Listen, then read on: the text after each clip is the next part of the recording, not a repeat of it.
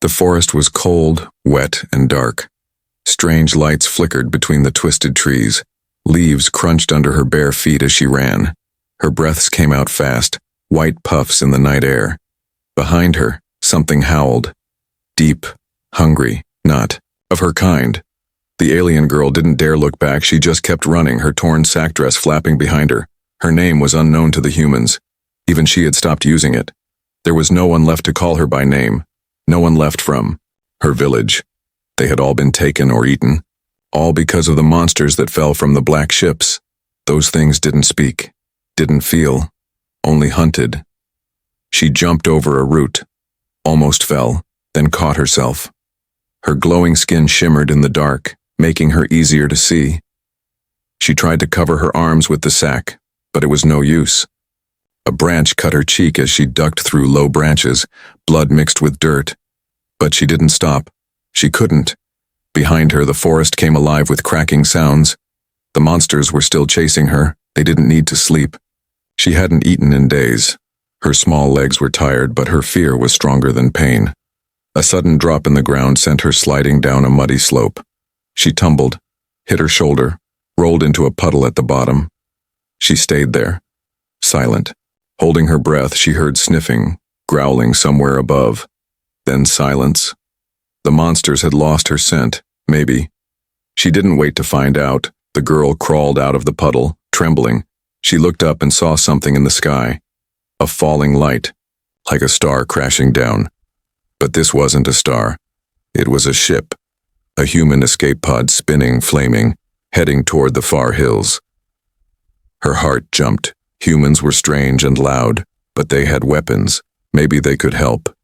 Maybe they would feed her, or maybe they would just shoot her. Still, it was better than dying out here. She forced her tired body to move again.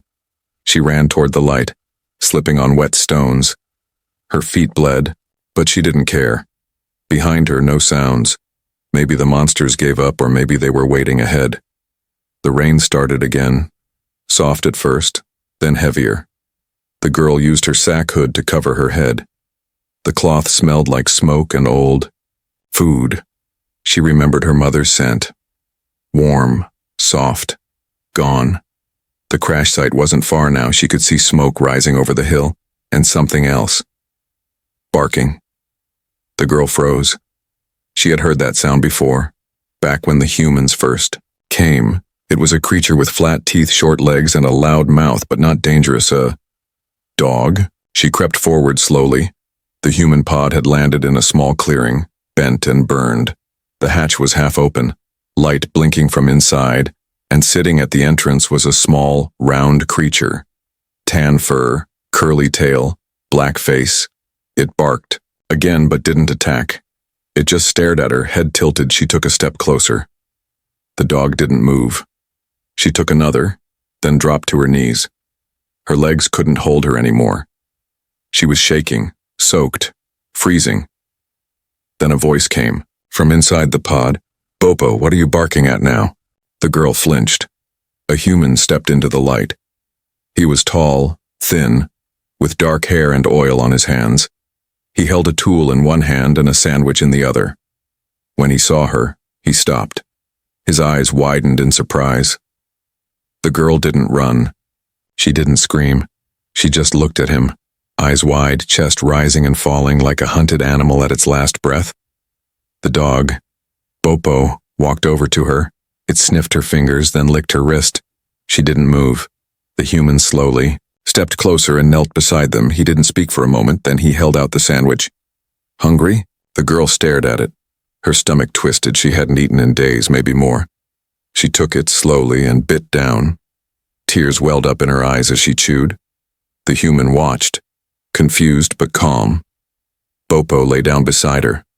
The dog's warmth made her shiver less. Without meaning to, she leaned toward the tiny creature, and for the first time in a long, long time, she felt safe. The rain fell harder now, tapping on the metal shell of the escape pod like tiny fingers. Inside, the soft glow of broken screens painted the small space in pale light. The alien girl sat near the entrance, holding the half-eaten sandwich in both hands. Her body shook slightly, Not from fear anymore, but from exhaustion and cold. The small dog, Bopo, pressed against her side like a living heater. She didn't understand this creature, but his warmth felt like comfort. The girl kept her glowing eyes fixed on the human, still unsure if she was safe. Joel, the human man, didn't move too fast. He saw the fear in her eyes and remembered how his niece looked during storms, so he stayed low, crouched on one knee, and carefully placed a blanket on the floor near her. "Not gonna hurt you," he said softly, though he knew she didn't understand. His voice was calm, steady, like a slow river. The girl didn't reply, but her eyes didn't leave his face. She watched him like a wild animal watches a stranger, curious, scared, but not running yet. Joel opened a metal box and pulled out a water bottle. He showed her first, then opened it and took a sip to prove it wasn't poison. Then he held it out to her. The girl stared at it, her fingers trembling as she reached. She drank quickly, then pulled back like she'd stolen something. Joel smiled gently, but said nothing. Bopo, now bored with the tension, climbed into Joel's lap for a moment. Then, as if deciding something, he trotted back and curled up next to the girl. She blinked in surprise when the little dog rested his head on her thigh. For a second, her lips parted slightly. Almost a smile. Joel saw it, and something in his chest ached. He didn't know who she was or what she had been through, but he knew this. No one smiled like that unless they'd forgotten how. The girl didn't speak, but her eyes darted around the pod. She studied the wires, the half-crushed console, the scattered tools. She didn't seem dumb. Far from it. She reached out once and touched a blinking light on the control panel. It beeped, and she pulled her hand back quickly, startled. Joel chuckled softly. "Yeah, that one still works." She tilted her head as if trying to guess his meaning. Then she looked at him, touched her chest lightly, and then pointed at him. Joel blinked, then slowly tapped his own chest.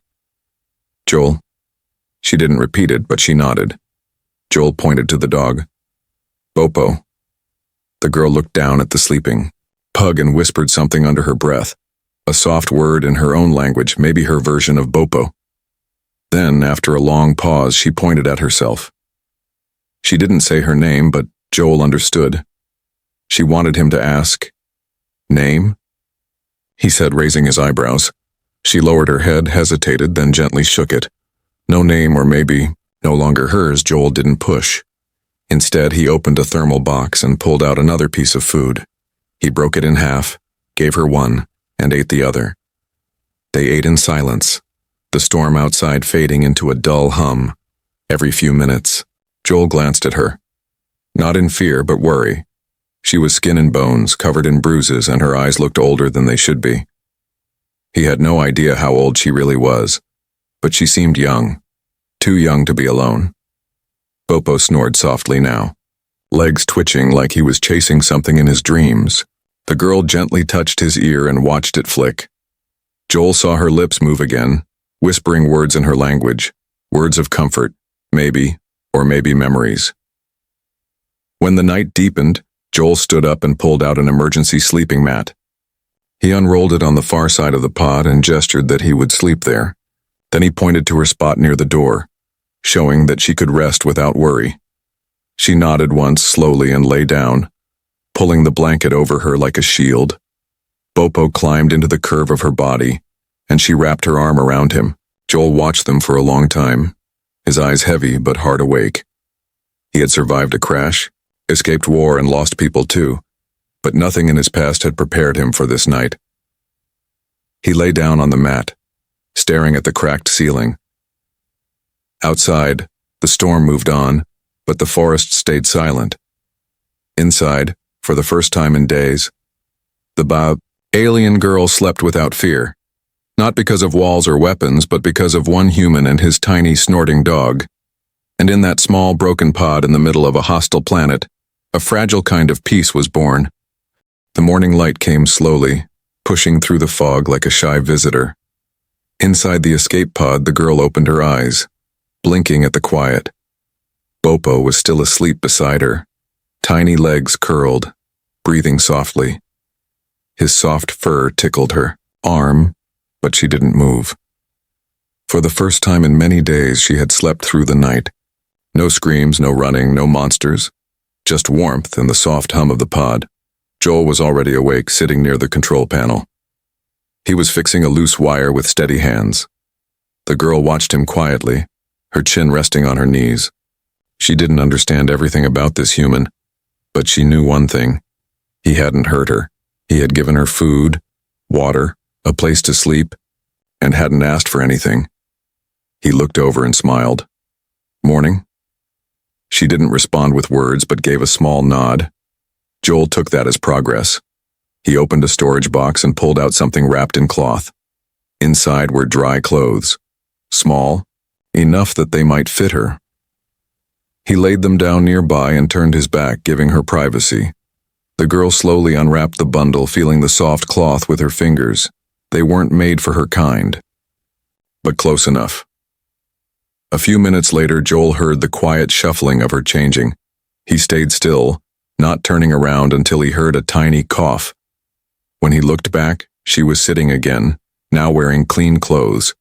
They were a bit loose, but warm and dry. She looked different, less like a hunted animal, more like a lost child. Bopo sniffed the fabric, wagged his curly tail, and climbed into her lap. Joel stood up and pointed toward the hills beyond the crash site. He didn't speak, but he made walking motions with his fingers, then pointed to his chest, her, and Bopo. The girl tilted her head, trying to understand. He reached into the control panel, pulled out a small map projector, and turned it on. A glowing blue shape appeared, a nearby cave, marked with a blinking dot. "Safe," he said slowly, pointing to it. The girl looked at the light, then at Joel, then gave another slow nod. They left the pod together an hour later.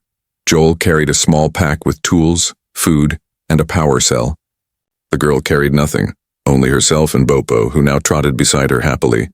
The forest was still quiet, but Joel didn't trust it. He had seen the monsters too, in the distance during his crash. Tall, fast, and too many teeth. He didn't know why they hadn't found the pod last night. Maybe the storm hid them. Maybe something else. The cave wasn't far, but the path was steep and slippery. Joel helped her climb the rocky slope, holding out his hand. At first she hesitated, but then slowly she took it. Her skin was warm and soft, but he felt a scar across her palm. He didn't ask about it. She didn't pull away.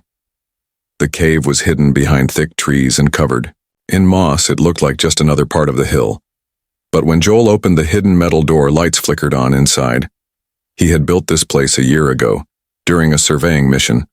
It was supposed to be temporary, a safe place for emergencies. Now it felt like a blessing. Inside was a small space with a bed, a water filter, a heating unit, and backup power. Old tools hung on the walls, and storage crates lined the corners.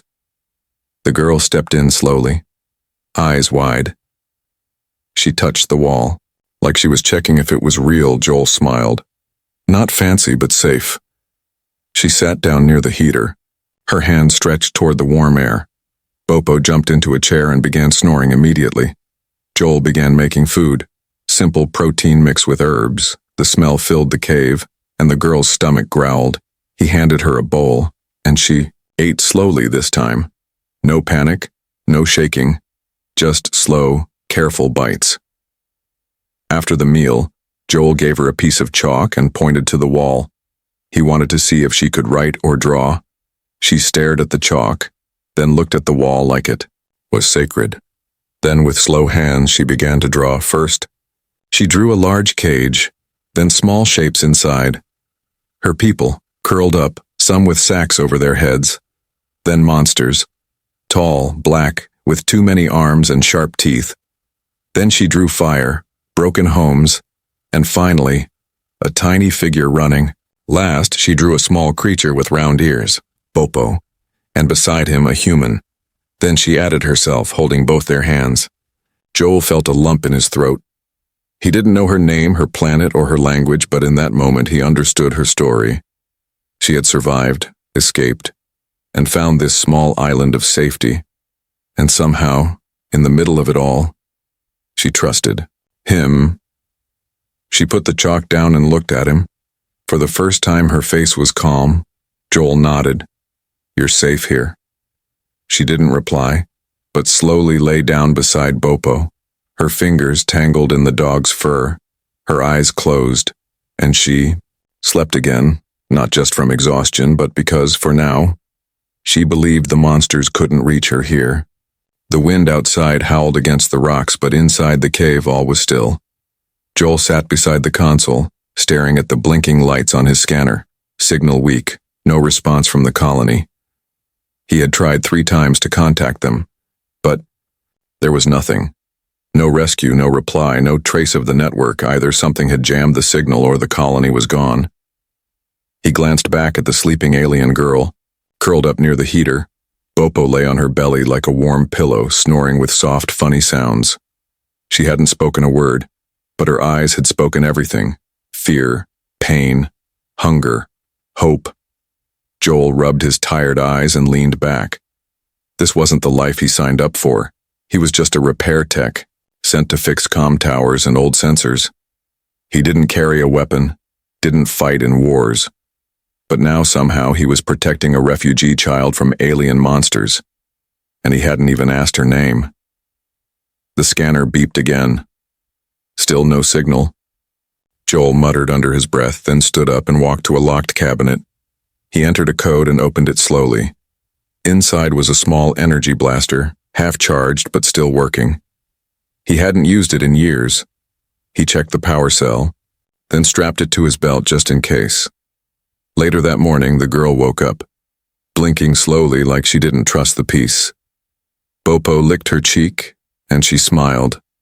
Just a little. Joel handed her a clean towel and a small comb. She took them and began to clean her tangled hair in silence. He watched her gently fix her long strands, smoothing them down with slow hands, like it was the only thing she could control in her broken world. After breakfast, Joel tried teaching her a few words. He pointed to himself. Joel then pointed to her. "You?" She hesitated, then touched her chest and whispered something soft. He couldn't understand it, but it sounded like Nara. He nodded. "Nara." She blinked, then nodded back slowly. It wasn't much, but it was a beginning. They spent the afternoon fixing things. Joel showed Nara how to use simple tools. He gave her a broken light panel and let her try repairing it. To his surprise, she understood fast. She twisted wires, matched colors, and tapped the screen gently. When the light blinked back on, she gave a shy smile. Joel laughed. "You're a natural." They worked side by side for hours. She helped him clean the solar filters and check the water recycler. She wasn't just smart. She was focused, calm, careful. He realized she must have lived in a place where being clever kept her alive. Maybe the monsters only chased the weak. Maybe she survived because she learned quickly. That night, while Nara was drawing again on the cave wall, Joel stepped outside. He scanned the horizon with a handheld scope. The trees rustled, and something moved between the shadows. He saw it, just for a second, a tall black shape with red eyes. It didn't come closer. It was watching, waiting. Joel went back inside and sealed the door. He added an extra lock and powered the defensive alarm. He didn't tell Nara what he saw, but she must have felt something. She stopped drawing, looked at him and tilted her head. He smiled and said softly, "It's okay." But she didn't smile back. That night, Joel sat near the power core thinking. He had choices now. He could try to repair the long-range beacon and wait for rescue. But if the monsters came first, they'd all die. He could stay hidden and hope things outside got better. But Nara didn't deserve to live in fear forever. Or he could leave. There was an old rover buried a few kilometers west. He remembered hiding it near a wrecked outpost. If it still worked, they could travel to the mountains, maybe find another human camp, or even an off-world relay station. But the journey would be dangerous. He'd be risking her life, his life, and Bopo's too. Joel looked at Nara again, now asleep beside the fire, her arm around Bopo's tiny body. She wasn't just a survivor anymore. She was his responsibility.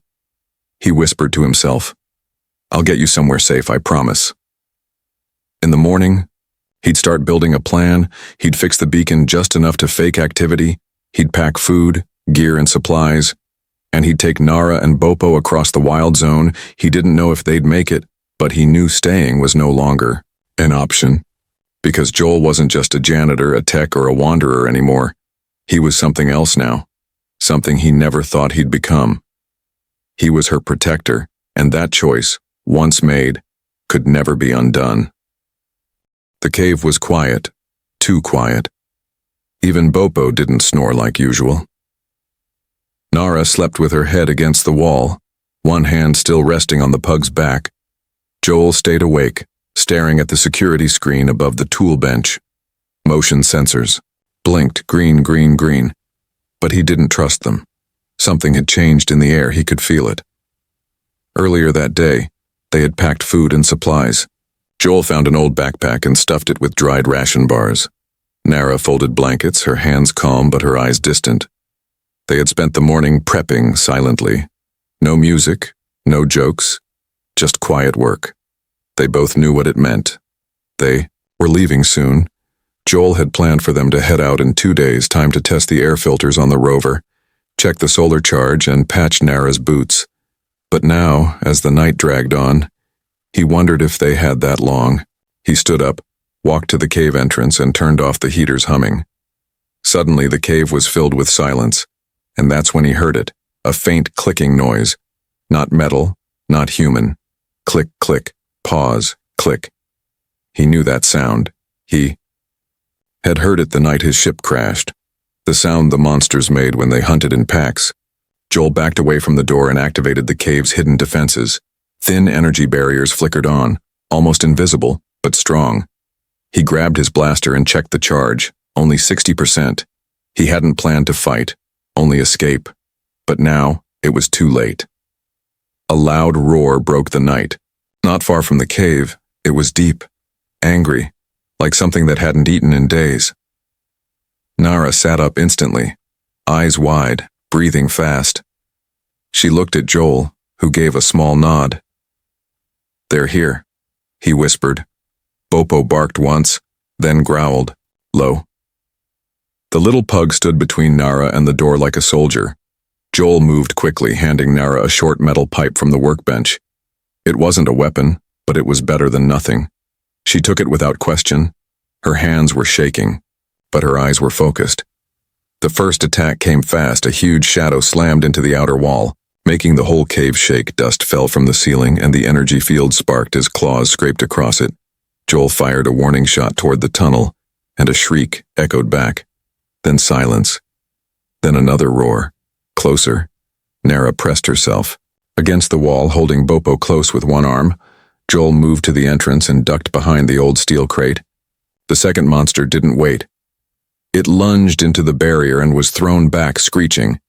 Its body was long, twisted, covered in black armor-like skin. Its eyes glowed red, and saliva dripped from rows of sharp teeth. Joel fired again. This time, hitting its shoulder, the creature screamed and vanished into the shadows. "Come on," Joel shouted, motioning for Nara. He pulled her toward the back of the cave where the escape tunnel began. It wasn't finished, but it was a way out. Barely. The tunnel was tight, dusty, and narrow. Joel had started digging it months ago, in case he needed a second exit. Now, he was glad he did. They crawled through the tunnel, Joel in front, Nara in the middle, and Bopo at the back. The walls closed in around them, and every noise sounded louder. Joel could still hear the monsters slamming against the barrier behind them. He prayed it would hold just a few minutes longer. At the end of the tunnel, Joel pushed open a rusty hatch. It led out into a narrow trench lined with rocks and vines. The sky above was dark, filled with strange clouds and flickering stars. They climbed out quickly, breathing hard. Behind them, the cave was silent again, but Joel knew that silence meant the monsters had found another way in. They didn't stop. They ran through the trees, branches whipping past. Joel carried the bag. Nara held Bopo close to her chest. Even the little dog stayed quiet, as if he understood what was happening. Finally, they reached a small ledge, and Joel dropped to his knees. There it was, The old rover. Buried beneath leaves and vines, he had hidden it well, but now it was time to wake it up. Joel cleared the debris, opened the panel, and inserted the power cell. Lights blinked on, the engine hummed. It still worked. They climbed in. Joel at the front, Nara and Bopo in the back. The rover bounced as it moved forward, lights cutting through the forest. Behind them, in the trees, red eyes appeared, dozens of them watching, following. Joel hit the accelerator, and the rover surged ahead. They didn't look back. They couldn't. All that mattered now was the road ahead. The rover bounced over the cracked ground, tires kicking up dust and dead leaves. Joel gripped the controls tight, jaw clenched, eyes focused on the road ahead. The path was rough, filled with fallen trees, sharp rocks, and the remains of ruined machines. Each bump made the engine groan, but it kept going. Behind them, the glowing red eyes had disappeared into the trees, but Joel knew they weren't gone. They were hunting, waiting for the right moment. In the back seat, Nara sat with Bopo curled. On her lap, she held him tight, whispering soft words in her alien language. The little dog looked up at her, his tiny tongue poking out. He didn't understand her words, but he felt her fear. He responded the only way he could, by staying close. The sun was rising now, but it brought no warmth. The sky was gray and broken, like a cracked mirror. Ash floated down from the upper clouds, thin and silent like snow. Nara reached out and caught a piece, watching it melt in her hand. Joel glanced at her in the rearview mirror. "You okay?" he asked. She didn't speak, just gave a small nod. He sighed and looked back at the road. They still had miles to go. Joel's plan was simple. Reach the mountain pass. There was an old human relay station there. If the monsters hadn't destroyed it, the signal might still work. And if they could boost it, someone somewhere might hear them, but between here and there were ruins, wild zones, and no guarantees. By midday, they passed the first abandoned settlement. The buildings were broken, covered in vines, their windows shattered. Joel slowed the rover and scanned the area. No movement, no life. But Nara pointed to something painted on one of the walls in faded red. It was a symbol. Half circle, 3 dots, 1 arrow pointing up. Joel recognized it. "It's a survivor mark," he said, surprised. His team used to leave those during scouting missions. It meant safe house, follow the signs. He turned down a side road, following the symbol. Nara stayed alert, watching the shadows. After a few minutes, they reached a small underground shelter hidden behind a collapsed barn. Joel opened the rusted hatch and climbed down first, blaster ready. Inside, it was dusty but empty. Old supplies lined the shelves. Canned food, water, bandages, even a solar stove. It was like time had frozen inside. Joel smiled. "We hit the jackpot." Nara followed carefully, Bopo right behind her. She picked up a small can and sniffed. It confused. Joel showed her how to open it, then handed her a spoon. She tasted it, wrinkled her nose, but kept eating. Safe food, even if strange, was still food. They rested in the shelter for a few hours. Joel patched the rover's back tire and recharged the battery. Nara explored the quiet space. She found a cracked mirror and stared at herself. Her glowing skin was duller now, her eyes tired.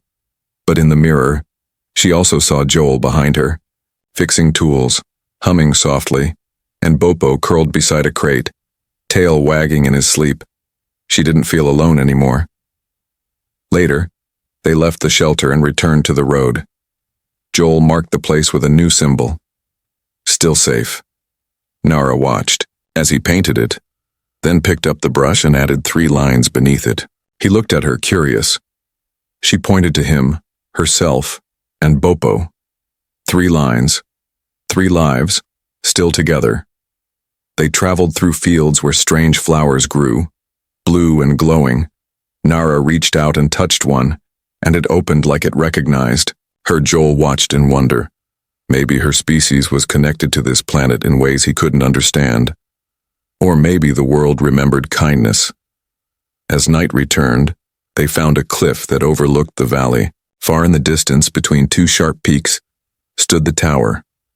Tall, cracked, but still standing. Joel took a deep breath. "That's it," he said, pointing. Nara followed his finger and gave a quiet sound. Half gasp, half hope. They were close. But the valley below was dark and wide, too quiet. Joel didn't like it. Something was out there waiting. That night they camped under a large metal tree, a sculpture from the old days. Joel lit a small fire, and they sat close together. Bopo curled in Joel's lap this time, snoring. Again Nara drew in the dirt with a stick, shapes of the tower, the mountains, and a bright sun above them. Joel added a line next to it, 3 small dots at the top. She smiled, the first real smile since they met. Tomorrow they would try to reach the tower. Tomorrow they might send a message, or face more monsters, but tonight they were safe, together, under the stars. The morning air was cold and sharp as they began the final climb. Joel drove the rover up the rocky path, his hands stiff on the wheel. The tower stood above them now, old and bent but still alive. Lights blinked on its sides, faded blue against gray metal. It had survived storms, time, and silence. Just like them. Nara sat quietly in the back seat, her eyes fixed on the tower. Bopo rested across her lap, tail thumping softly with every bump. Her small hand stayed on his back, fingers gently stroking his warm fur. That little dog had become her heart. When she was too scared to speak, he was there. When she had nothing left, he gave her comfort. Joel slowed the rover as they reached the tower's base. Weeds and vines had grown around the entrance, but the door still stood. He stepped out and scanned the area, blaster in hand. No movement, no noise, just wind. He nodded to Nara. Let's go. Together, they entered the old building. Inside it smelled of rust, old oil, and something else. Hope. The walls were cracked, but the core systems hummed beneath layers of dust. Joel found the control room and cleared the console with his sleeve. Still works, he whispered. Amazed, Nara walked slowly through the room, touching wires, blinking lights. She stopped in front of a scanner and tilted her head. Joel watched her, then asked, "You okay?" She didn't answer, just stepped forward and placed her hand on the glowing panel. The scanner lit up, bright blue, and a voice echoed through the chamber. "Access granted, royal signature confirmed." Joel froze. "What? Royal?" he whispered, turning to look at her. Nara stood still, her hand still on the panel. She looked at him with wide, quiet eyes, not proud, not surprised, just tired. The system came to life, lights blinking faster now, screens glowing. A message began to transmit, encoded in both human and alien signals. Joel stepped back, stunned. "She's royalty," he muttered. All this time, the girl he had rescued wasn't just a lost child. She was the key. Outside, clouds shifted, and a strange sound echoed in the distance. The monsters had found them again, but now something had changed. From the tower, a powerful signal blasted into the sky. A wave of light rippled across the valley. Every monster froze, confused, trembling. Then they turned and fled into the trees like shadows dissolving in the wind. Nara stepped away from the console, eyes full of something deep. Pain, memory, maybe power. Joel looked at her, still trying to understand. "You saved us," he said quietly.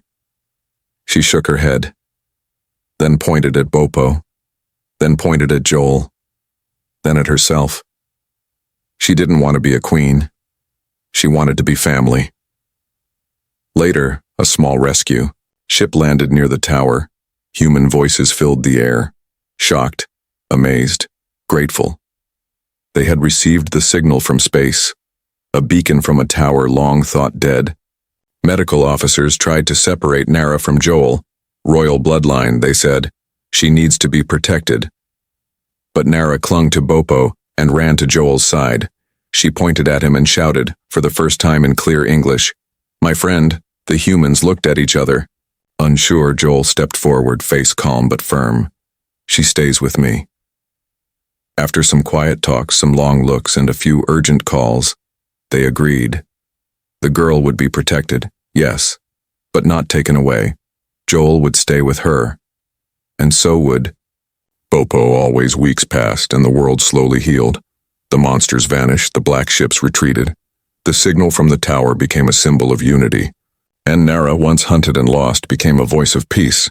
But even after all the attention, the news, and the leaders visiting from across the galaxy, she still slept every night beside Bopo, wrapped in the same blanket Joel gave her on the Paro first night.